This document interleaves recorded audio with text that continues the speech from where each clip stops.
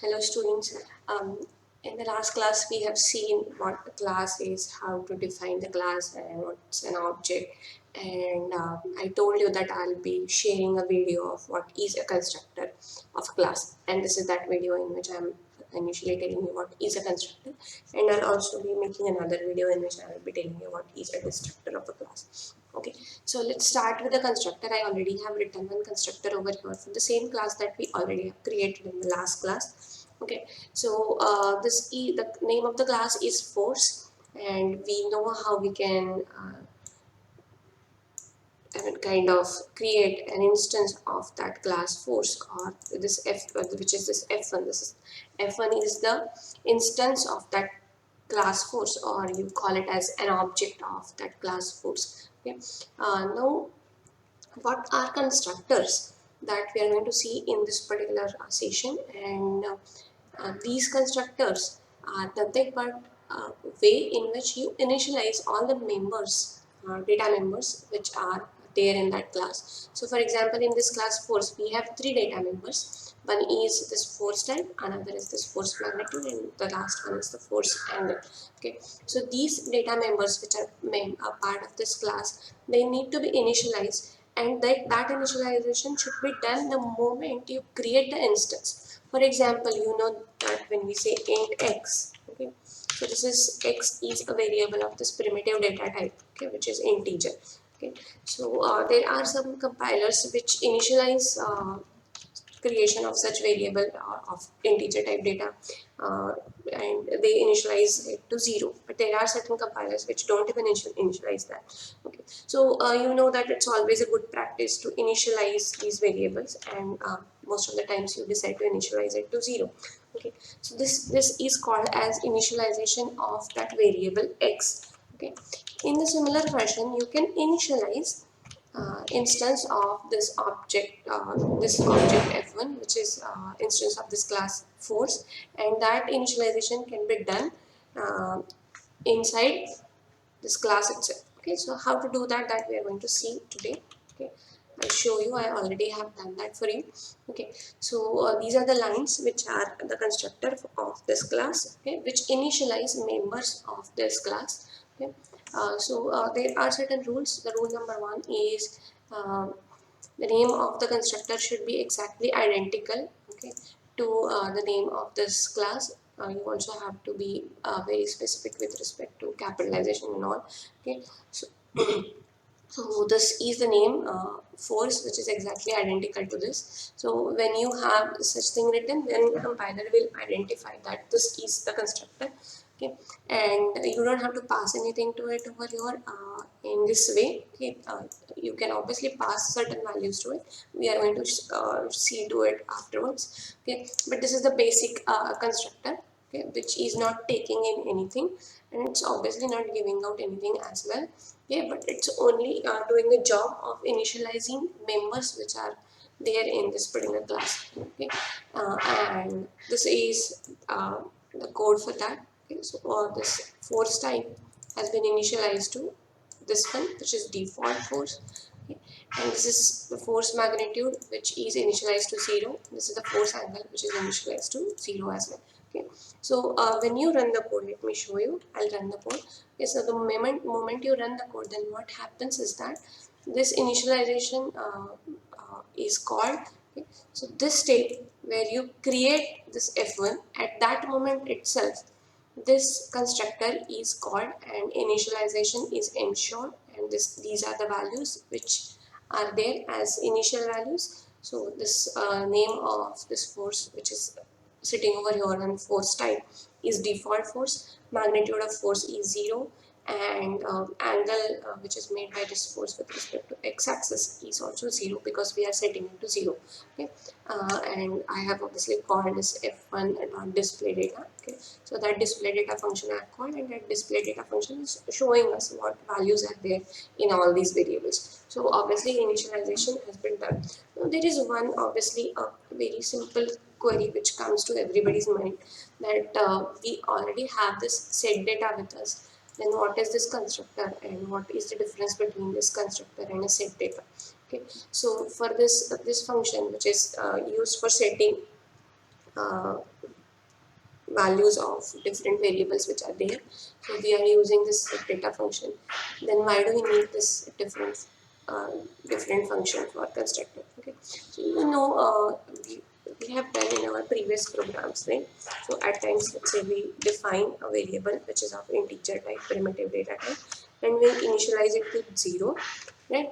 And then in due course, when you are kind of working on the program afterwards, then you can even think of changing the value of that x, something like this, right? So when you do so, whatever was the initial value which was there over here, that is updated, okay, and the x takes a new value, so which is x plus 1 over here. So you can also say x plus. Okay, so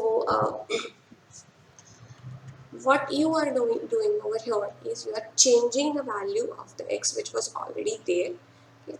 Whereas what you are doing over here is you are initializing the variable x. Okay. So this is like when you create a variable, a memory space is allocated, and in that memory space there can be arbitrary numbers like zeros and ones which are present over there.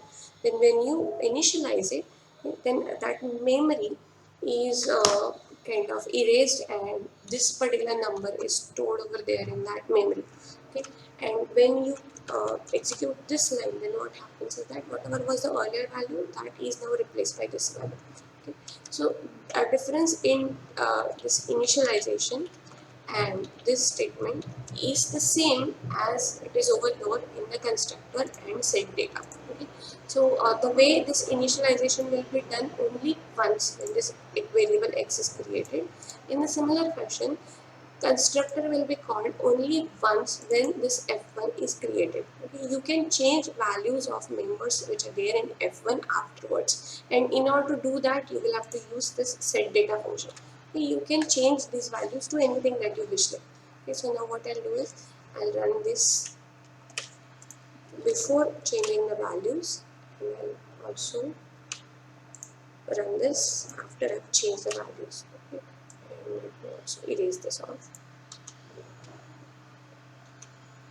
Okay, and now you will be able to see that when we are creating f1, okay, at that time this initialization is ensured, and these are the values which will be there in members of this f1. But when you call this one, then these values, which are the default values over here, which you have initialized by using that constructor, those values will be changed to the new one that you give in this set data call. Okay, so let's proceed. Okay, so you are able to see the console. Now you will be able to see that these three lines, they are showing what happened when that f1 was created. Okay, the moment f1 was created, these default values were stored in those particular variables. So our force type is now default force, magnitude of force is 0, and angle made with respect to x-axis is also 0.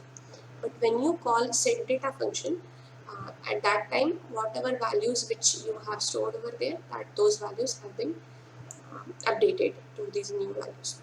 So there are these values which are residing over there in those members, and earlier values have been erased now. Okay. So I hope you are able to appreciate the difference between this set data function and the constructor. The constructor is called only once when that object is created, whereas this is also called as a setter function. Okay, so this setter you can call at any point of time. Setter can have any name that you wish like. Okay, so whereas this particular uh, constructor has to have name exactly identical to what is the name of the class.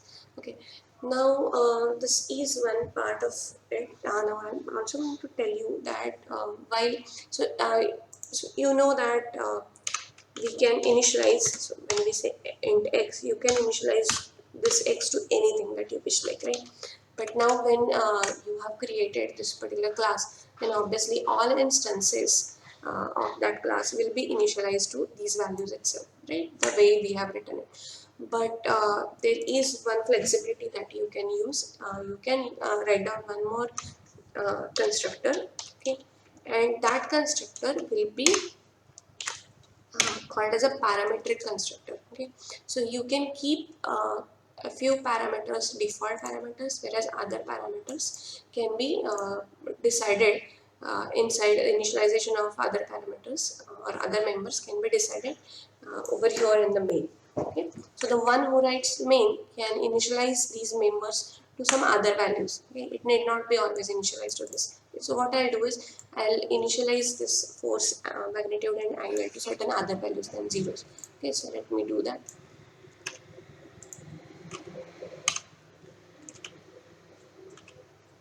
So let's say it's 10, it's 90. Okay. However, when you are calling this parametric, oh sorry, I shouldn't be doing it over here. Okay. So I shouldn't be doing it in this way. So you have to take the parameter from the user, and that parameter you have to pass over here inside the constructor.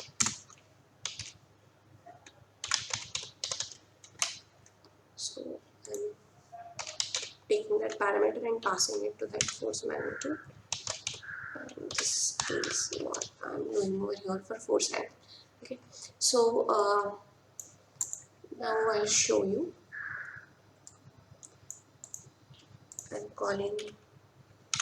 I'm defining one more instance of this force F2, and this time I will initialize F2. Okay, with certain different values of force magnitude and angle, and I can pass whatever I feel like. Okay, it's 10.5 and say 90 degrees.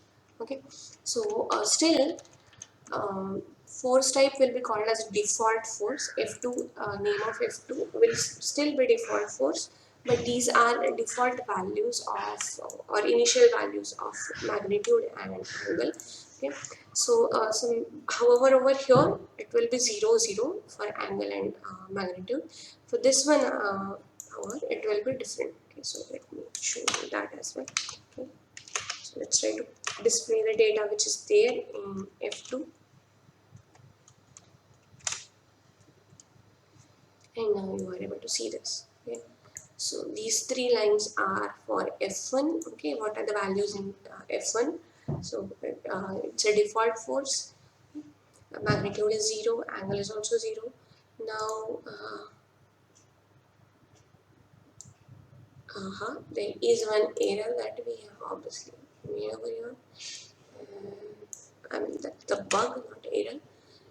This angle, the person who is entering over here in main, he or she is assuming it to be in degrees, but we need that angle in radians in order to process it further when we are processing it over here. Okay. So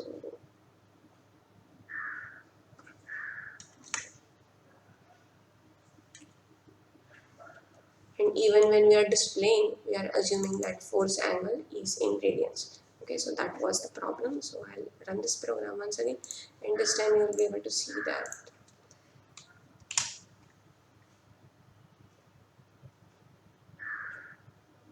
I run this. No, what's the problem with this? Yes. Now it is running it. Okay, so these are the details for F1. Okay, so it has been initialized. Constructor is called. Okay, and this is the constructor, default constructor. And while initializing F2, the constructor which is called is not the default constructor, but it is this constructor. Okay, which is this one. And this time force type has not been initialized, and only magnitude of force is initialized to 10.5, and this is the angle which is made by that particular force with x. So this which is 10. Okay, so this is how it will be done. Okay, so you can change values of F1 and F2 further if you want. Okay, so as we have changed the values which are there in F1, we can do the same for F2 as well. say it's a frictional force.